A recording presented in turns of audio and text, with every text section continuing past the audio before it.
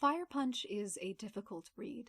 Written and illustrated by Tatsuki Fujimoto, the story takes place in a world that has been thrust into a sudden and devastating ice age, one which has nearly brought humanity to extinction. Coinciding with this rampant destruction, a number of people in the world also developed strange, supernatural abilities.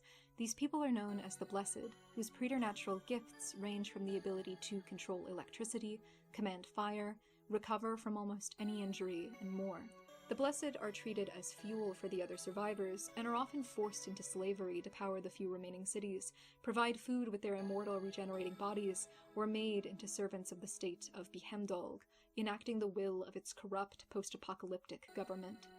It is a truly unflinching piece of fiction.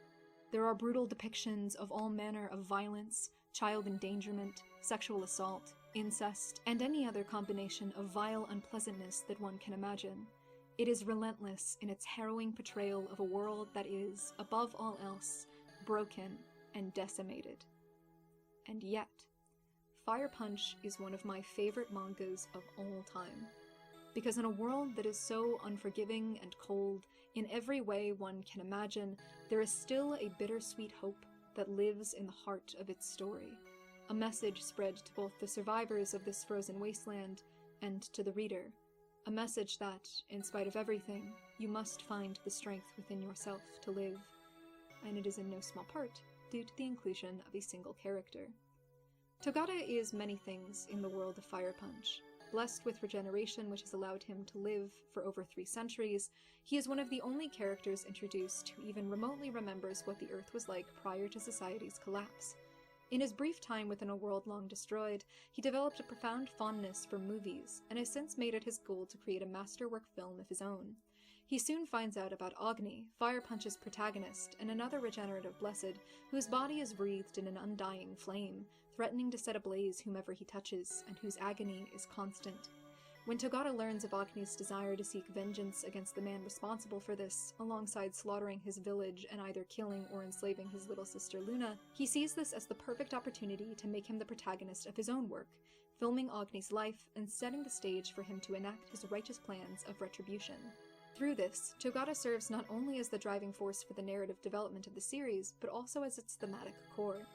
His existence encapsulates the manga's commentary on the nature of storytelling, the relationship between fiction and reality, and Fire Punch's brutally honest take on perseverance and living through the suffering you are made to endure. This video will seek not only to provide insight into Togata as a character, but also to connect his story with the overarching themes and messages that are showcased over the course of the narrative. Part 1. Character Analysis. Togata makes his first appearance on a recording where he introduces himself, discusses his love of movies, and reveals his plan to find Agni and produce a film starring him. It is here that we catch the first glimpses into Togata's presentation, or rather, into his facade. Most notably, for the beginning portion of this analysis, Togata seems to present as female, making reference to the fact that the word masturbating is improper for girls to be saying so casually, after he lists it as a vital activity for him alongside eating and sleeping. Other characters also make note of his anatomy, including his closest followers, referring to him as a woman throughout the text. As we will discuss later, this presentation is not voluntary, as Togata is a closeted transgender man. For now though, simply keep this in mind, as Togata's gender identity helps to inform other aspects of his character and how he connects to the story's broader themes. In addition to physical presentation, we also get a clear picture as to what Togata's personality is like. Outwardly, Togata is talkative, short-sighted, and highly eccentric. He doesn't really seem to plan out what he wants to say about himself, nor does he have anything initially insightful to say about why he loves movies as much as he does. He also doesn't have a plan for how he is going to edit his footage together and create something cohesive when all is said and done, as he doesn't have a computer, but he embarks on his process regardless because he has become fixated on something he finds interesting. Indeed, interesting things, or rather things which Togata finds interesting, are the driving force of his character.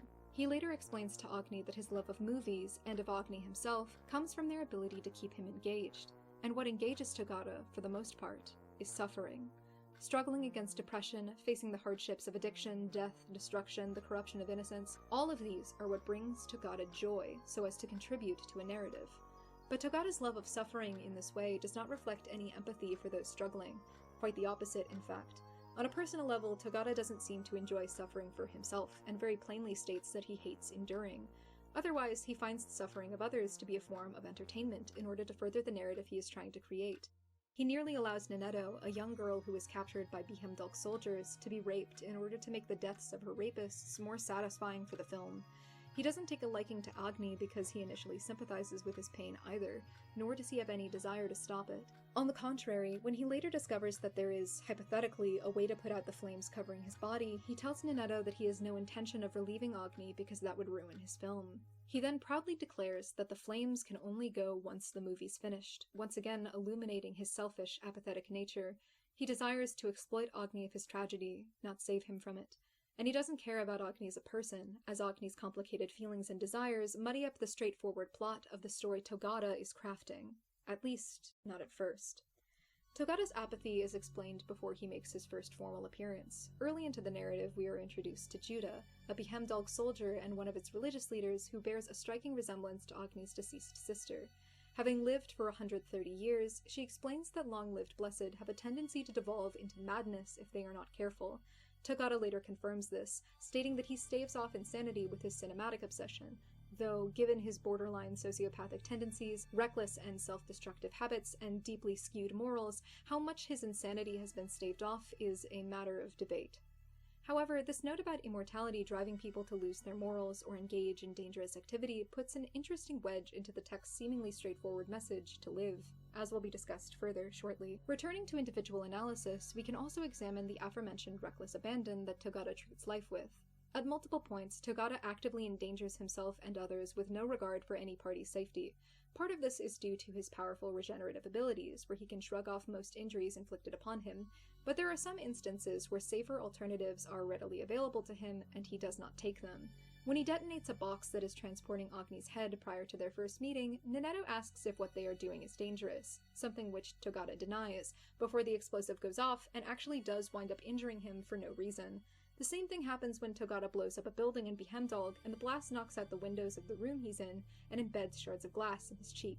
The reasons for him doing this are multifaceted. As previously mentioned, his regeneration obviously plays a factor in him not seeing things which would certainly be fatal for normal humans as something dangerous. However, his complete disregard for personal safety speaks to something deeper. Togata's laissez-faire attitude towards his life, or perhaps more aptly his body, is something we will be going over extensively in parts 3 and 4 of this video. But for now, what's important to note is Togata's extremely jaded position on lived existence. Going back to Togata's introduction, he mentions that his old home was burned to the ground, destroying it and his entire movie collection. Togata makes it abundantly clear throughout the manga that his sole reason for living is to watch movies, and the abrupt annihilation of his lifeline sends him into a momentary depression, further leading to an attempt on his own life, before he learns of Agni's existence. The flimsy connection that Togata has to a will to live is emblematic of his passive suicidality, something which comes into sharp focus during these moments of self-endangerment, because beneath the veneer of the impulsive, charismatic, thrill-seeking auteur, Togata's true self, or rather, what remains of it, sometimes shines through the cracks. But before we get into the way that Togata utilizes fiction to craft his persona, we should discuss the wider thematic context that he and the other characters of the manga find themselves in. In order to do so, we must expand our scope to the work as a whole, beginning with Part 2, the relationship between fiction and reality. One of the key themes at the center of Fire Punch is how the stories we tell influence the world around us. Fiction is often mistaken for fact, and in many instances, truth is deliberately obscured for the sake of pushing a narrative that is beneficial to those in power.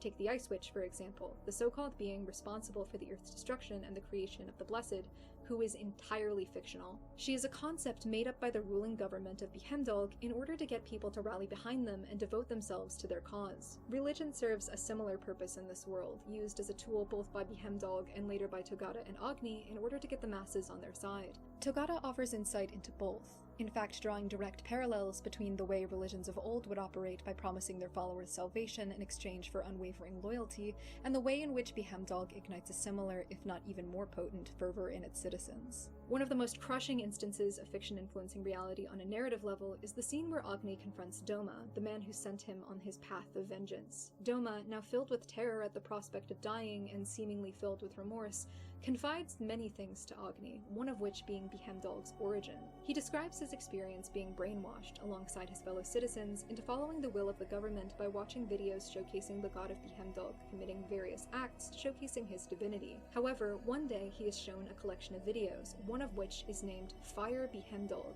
a B-movie from the previous era which contains all of the same footage that was in the propaganda tapes. It is here that Doma becomes disillusioned, made acutely aware that the so-called facts presented to him for his entire life, justifying his horrendous actions, were never real to begin with. All of the horrors that he and his nation inflicted were in the name of a god who never existed. Fiction drives every single event in Fire Punch's reality. Togata, as a character, serves as the distilled embodiment of this theme. Most apparently, Togata consciously narrativizes the real world, dividing events into plot points and people into archetypical characters. It's his intent to make a non-fiction action movie, after all, notably not a documentary. What takes precedent, therefore, is not straightforwardly depicting the world in its natural state, but constructing a satisfying narrative for his hypothetical audience. It's why he ropes Agni in to be his main character. It's why he gets so frustrated when reality plays out in ways that he doesn't plan for. It's why he becomes enraged when all of the soldiers on the train have the same blessing instead of offering variety, as the alternative would be more interesting in fiction. And these attempts at fictionalizing reality shape the course of both the story of Fire Punch and the lives of its characters. It shapes Agni into becoming the main character of Togata's film, and later embracing the role of a deity, one thrust upon him by the false conceptions of those who have heard about his supposedly heroic deeds. It is Togata's lessons on acting and playing your part in the larger story that leads Agni to lie and manipulate the remnants of Doma's children in the second half of the narrative. Either through direct influence or thematic reflection, Togata's worldview on fiction and reality bleeds into the pages of the entire manga. Togata also serves as an operative of the meta-narrative, especially in how he pushes Agni into the various roles he takes in the story and how he organizes the events to happen. In becoming the director of the film, Togata takes on the role of the work's metatextual creator, not dissimilar from the author of the manga itself, working both sides of the conflict between Agni and Behemdalg so as to create the most interesting narrative possible. Simultaneously, he takes on the role of the audience, living to see Agni's suffering and indulging in all of the moments of drama and pain that he takes part in. This is perhaps most emblematic in Agni's confrontation with Judah, where she confirms that she is not his sister and sets up what Togata sees to be a goldmine opportunity for conflict in the story. What both of these roles show, though, is the fact that Togata refuses to be the main character of his own life, opting to uplift and manipulate the narratives of others and push focus away from himself. Even in the brief moments where he inserts himself on camera, his specific inclusion is, to him, irrelevant to the finished product. For example, what's interesting and therefore important to Togata about the scene where he kills the rapists is that they die and the audience experiences catharsis, not that he specifically is the one who kills them. He portrays himself as a plot device rather than a lead. No matter what role he takes in this production, director, cameraman, deus ex machina, he is always a member of the crew rather than the cast. Togata puts himself on the sidelines, at least at face value, because it gives him influence over the world around him, because he cannot control his own life, nor can he live the way he wants. Which leads us into Part 3, Persona and Personal Fiction. Fiction's effect on a larger societal scale also obviously impacts its characters on an individual level. This leads us to the concept of persona, or social facade. Every major character in Fire Punch goes through a period of acting or adopting a fictional personality or perspective in order to adapt to their social situation. Judah pretends to hear the voice of God to portray herself as a holy leader and mask her depression. San, a young boy who grows to be the leader of Agni's cult following his disappearance, admits that his confidence in his position as the leader of Agniism is an act, even though his devotion is real. And Neneto is eventually saddled with lying to Agni for 80 years at the end of the manga in order to give him a better life. Agni's persona fluctuates the most frequently, manipulated by Togata into becoming a full-time actor, first as the protagonist, then God, and then later as brother, who cares for both Judah and the remnants of Doma's children. Even before this point, Agni lied to Luna about not experiencing pain when he cut off his own limbs to feed their village in order to shield her from feeling bad for him. The characters of Fire Punch are defined by their personas and how they compare to who they actually are. However, I believe that no other character embodies this principle better than Togata. He is a being who is defined almost solely by the character he creates for himself. Midway through the story, one of the Blessed that has been recruited as a follower of Agni, a man who can read minds, reveals Togata's duplicity and his prior attempt to betray Agni by manipulating Behemdog into recruiting dangerous Blessed to kill him. In order to prove that he is telling the truth, this individual outs Togata as a transgender man, supposedly proving his inclination to hiding things from other people, particularly Agni. Togata packs his things after this exposure and tries to flee the commune. Agni eventually catches up with him, and the two of them have what is perhaps the single most important conversation for both Togata's character and for this theme of fiction impacting reality. Togata makes it clear what matters most to people and how they perceive others is how they look. Togata struggles with dysphoria, his hatred of his own body, his true self, as he calls it. None of that matters in the eyes of those who see him. Reality matters little in the face of how you present yourself, or rather, how you are forced to present. Togata makes an example of this when he tells Agni that the reason why his followers see him as a god is not because of his good deeds or the miracles he has performed, but instead because of his appearance. His body being on fire, his face, height, sex, physique, voice tone, and way of speaking all contribute to other people's grand perception of him. Not only do others follow along with this perception, but Agni himself must work to keep up these appearances so as to not let people down. After all, that's one of Togata's true worst fears, not living up to others' expectations. If he does not behave the way he looks, and he cannot change the way he looks due to his powers, then he will not be liked, he will not be accepted, he will not be interesting. So he uses this persona, his personal fiction, as a means to be accepted. He lives up to the expectations his appearance would lead people to have, and he makes himself more interesting. He has to. He wouldn't survive in this world otherwise. Whether he means this in the sense that his appearance would lead others into not taking him seriously, and he would therefore lose the influence he has, or if he means that if he kept thinking about his identity in this way, that it would lead him to become unable to continue living, who's to say?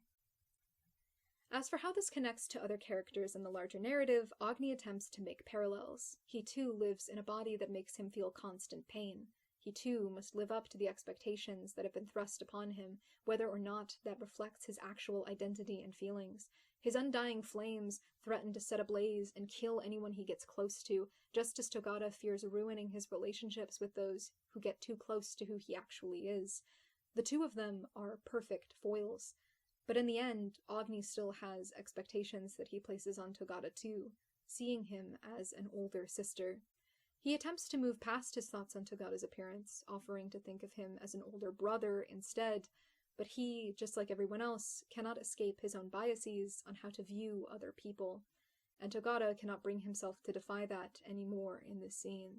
He sits down, dysphoria and revulsion consuming him, and he goes with the easier option, being the big sister, because it's easier to live up to those expectations the way he is. It is easier to be closeted and miserable and pretend to be something you're not than to try and defy those expectations in this world. In any world. Fuck. This scene serves as a microcosm of the theme of personal fiction influencing reality. Togata functionally spells it out. While people's internal lives speak to their lived experience, it is only the persona you wear that other people will see you as, which leads into manufacturing a better, more interesting version of yourself. It is only after Togata speaks about his experiences and, for the most part, stops performing the eccentric persona that he's embodied that we see some kind of glimpse into his true self, even if Togata seems to have forgotten what that is. After Agni convinces him to potentially return to the commune on the basis that he will continue to do interesting things, the two seek out Doma to have their aforementioned confrontation. Togata is more dour, speaking more matter-of-factly. He fully concedes in taking a participatory role in the film, stating that he will only silently record the encounter and do nothing else. He states that he's expecting great things from Agni, seemingly trying to evoke his old, more interesting facade, but the two of them only share a bitter moment of silence. For the most part, Togata is true to his word. The encounter goes off rather peacefully at first, with both Agni and Doma stating their wishes and Togata keeping quiet. That is, however, until Doma tells the truth about Behemdog and inadvertently reveals that he is the one who destroyed Togata's movie collection. Togata drops the camera and confronts Doma directly, inserting himself into reality as an active agent rather than as a cameraman or a director. He assaults Doma, nearly torturing him before Agni calls him off. But even here, Togata cannot think of delivering the finishing blow, telling Agni to do it instead, fulfill the role of the main character, and claim his revenge. But Agni cannot finish this. He is content to end things this way. And though Togata tries to fight against Agni to get him to end things violently, when Agni asks if killing Doma would be something the protagonist would do, Togata finally concedes. It wouldn't be. It's the heroic thing to do, sparing Doma's life. Agni is playing the part assigned to him. It's the role he is meant to play, the expectations he is meant to live up to, being the hero. It was Togata who taught him that this was the path he was meant to follow, so it must be true. Except it isn't, because Agni hasn't forgiven Doma for what he's done. He is plagued by the visions of the trauma that he's endured, the suffering he has inflicted in turn. His subconscious manifesting as Luna won't allow him to walk away from this. He cannot embody the fiction that has been ascribed to him. He cannot live up to his expectations. So he becomes the villain. He becomes Fire Punch. In the aftermath of Agni's dissociative destruction, he cannot come to terms with what he has done. He spirals and he flees, Togata chasing after him, just as Agni had done when the roles were reversed mere hours earlier. And as Togata tries to get him to come off of a frozen lake, precarious in its proximity to his flame, Agni tells Togata how much he wants to die, the first time he has vocalized that wish to anyone. And he plummets into the water. For a moment, everything seems peaceful. Earlier, when Agni asked where people go when they die, Togata stated that they go to a movie theater, a manifestation of his love of the medium. Agni appears here as a young boy. He sees Luna, seated in the otherwise empty theater, and he smiles. But just before he can take his place beside her, someone pushes him to the ground. Togata tells Agni to watch the screen. Playing is a home video of Togata as a child, a video which we as the audience do not get to see. He talks about his grandfather, the man who introduced him to movies. He talks about how this is when he realized he was a man, because he wanted to save someone, just like the movie protagonists do. What I've always found interesting about Togata's death scene is that even in his final moments, he is still choosing to fictionalize his own life. There's still some development, of course. He's the protagonist of his own story now, at least as far as his last words in the theater indicate. He remembers that core part of himself, why he truly loves movies, something he thought was lost after centuries of living as a persona. But he still muses over making his last words famous movie quotes to distract himself from the unbearable pain of the undying flames, to seem more interesting. Togata even imagines that it would make him seem more endearing if he was thinking about his mother in his final moments, resolving himself to use his final words to say, "Mom." But as he burns, he catches a glimpse of Agni screaming in despair, and realizes that Agni is about to kill himself, so distressed over Togata's sacrifice and the horror of what he has done that he can no longer bear to live. Togata seems annoyed at this, having gone out of his way to die for Agni in order to save him, but in a moment of clarity, he asks himself, why does Agni have to survive? After all, if he makes it out of this, his body will still be on fire, and he will still live with the guilt of his actions. All he will have is pain. And then, Togata comes to an epiphany. He knows why Agni has to keep going. So, with his final breath, Togata calls out to him, and with his last words, he tells him to... Part 4. Live. This word is reiterated multiple times in the manga, and it is arguably its most important statement. We first see it with Luna as her dying words. It repeats like a mantra in Agni's head whenever he is close to death, a command to keep going and live out the promises he has made for himself. Characters say variations of the phrase to encourage Agni to be safe when he goes out to provide for them. Judah screams it at Agni as he attempts to drown himself, one of his many suicide attempts, following him being freed of the flames. And time again, Agni lives because of these words. But why? Why should Agni live? Why should any of these characters live? And to answer that, I think we must also ask, why do people keep asking him to? It's clearest when Judah says it. She wants him to live because she cares for Agni and relies on him, both physically and emotionally at this point in the story.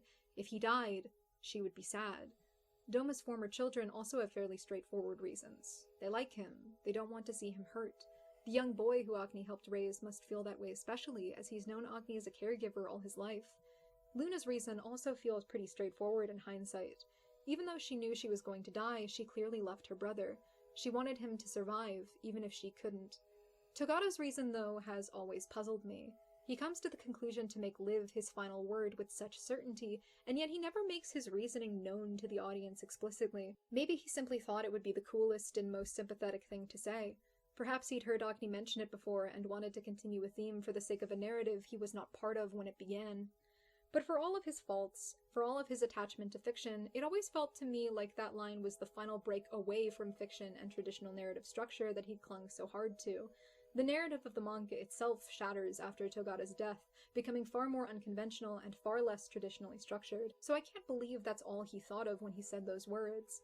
Perhaps, then, it was petty. He expresses frustration at the thought that Agni might take his own life once Togata is dead, since he went through all that effort to save him. But if that's the case, then he wouldn't question why Agni needed to live so strongly afterwards. And if none of those are the case, then what if his conclusion is the same as the others? He likes Agni, he's come to care for him, so we can't see him die. He saved him for a selfish reason, put him through all of this torment for the sake of his own desires, but even in death, he can't let him go, so Agni has to live, even if Togata no longer can. Of course, living is not an uncomplicated good for Agni, nor really any of Fire Punch's cast. Togata puts it best that if the murderers and the rapists and the pedophiles of the world simply died, then the world would be a better place. And if Agni really had died with Luna, then the innocent civilians killed during his battle with the Blesseds would still be alive. Doma's children would not have to suffer. Agni would not have to suffer. But if Togata is to be believed, humanity would have been doomed to die in the next 20 years without intervention. But then again, wouldn't their suffering have stopped as well? At the end of the manga, Judah allows herself to become a vessel for the world's salvation, a tree stemming from the heart of the planet to bring it warmth and prosperity. Judah's final sacrifice brings about a peaceful utopia, one which Togata waxed poetic about when asked about what life was like before the snow. But even this is fleeting, and within 80 years the planet is destroyed, and Judah is left to wander empty time alone. That is until Agni's final decision, to live, well and truly live, past the extinction of all living things, brings him to her, and the two of them hold each other and weep with relief and joy at being with someone for the first time in eternity, a final decision brought about by witnessing Togata's film in its completed form, in all of its messy, confusing, unforgiving glory.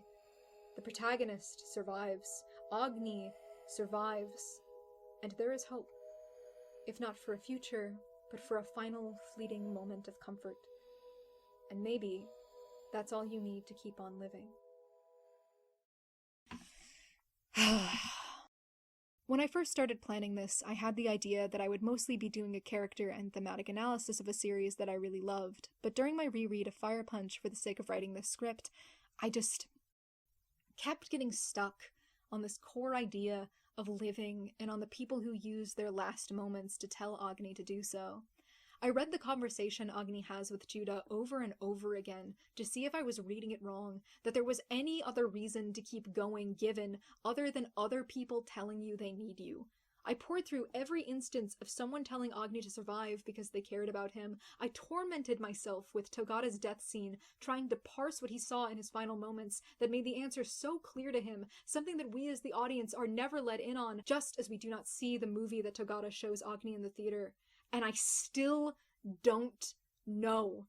Even now, I'm not sure if the conclusion I just gave is the one that Togata reached, or the one that Fujimoto intended to leave with us. But I know Fire Punch isn't truly nihilistic. I knew when I reached the end that choosing to live was the right choice, even if its main character also kept choosing to do terrible things. And yet its final panel shows Agni and Judah leaving the movie theater together, the place one goes where they die, and they are happy. If one interprets this as the two of them dying together in those final moments, then is death a happy ending after all? Immortality is certainly depicted as horrific. It drove Judah and Togata to madness, but while Agni and Judah achieved comfort in this supposed death, it was their last moments together alive that made that death so peaceful. I can't imagine they would be smiling so wide if they had gone to the theater alone. Could they have? And all of this agonizing I've done, still not knowing the exact answer behind why they are meant to live, it led me to look for my own reasons to keep living. Because maybe that was the point. Maybe I had to ask myself, why do Agni or Judah or Togata continue to live, so that I could ask myself, why do I continue to live? Because there was another reason why I wanted to make this video. One a lot more personal. One that made this story and its characters connect with me in a way that almost nothing else has.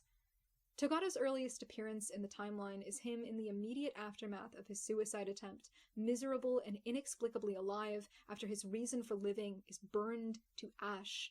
He is left in a body that he has no control over, with nothing to live for, and he decides to give up. According to a study conducted by Wilford Clevenger et al., the approximate percentage of cisgender people who attempt suicide is 4.6%. For transgender people, that number ranges anywhere from 18 to 45%. The greatest motivating factor behind these attempts being gender dysphoria. Togata's attempt reflects that statistic. I reflect that statistic. I have lived in a body that has made me want to give up for the past 24 years. I cannot imagine what that would be like if I lived for over 300. And for the longest time, I have asked myself, how do I continue to live like this? How does one live in a body that they do not control and whose shape destroys them? How does one live when they are on fire? The answer I've stuck with is that I live for the people who love me. My partner, my friends, people who I know for a fact would be sad if I was gone. I have places I want to go, essays and novels and plays I want to write, movies I want to see. And I thought, maybe that's it. Maybe that's the answer I'm looking for. Maybe that's the positive side of fiction impacting reality. This work of art leading me down the road of introspection to find what matters most to me. But in a world where I had none of what keeps me going, what would I live for? What would anyone live for? We're all going to die eventually, aren't we? So what's the point? The world the Fire Punch is cruel and unfair, and the suffering endured by its people is ultimately meaningless. It's not much different from the one we live in right now, in a way.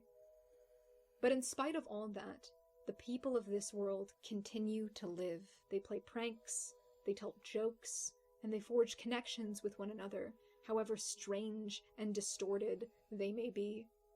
In their final moments, they embrace the ones they love, and are embraced in turn. Even if everything goes to hell, or is hell, or your body makes you feel sick, even if you are on fire, life is still worth living because human beings are worth living for, horrible imperfections and all. Because even if you don't believe that you are worthy of forgiveness or happiness, someone out there will give it to you because they care about you, just as you care about them.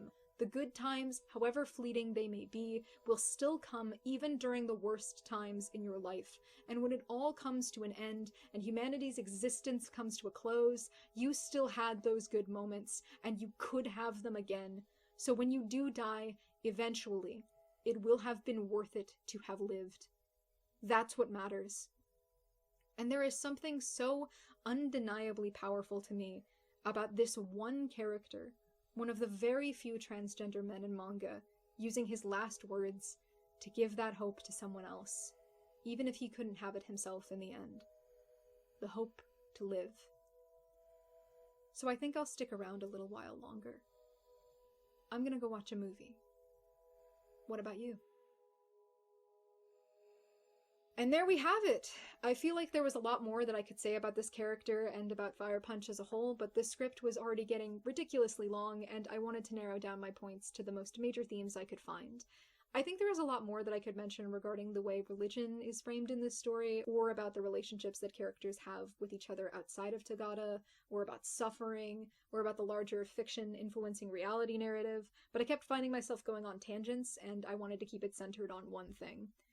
But yeah, this is a much different video than what I've posted here previously.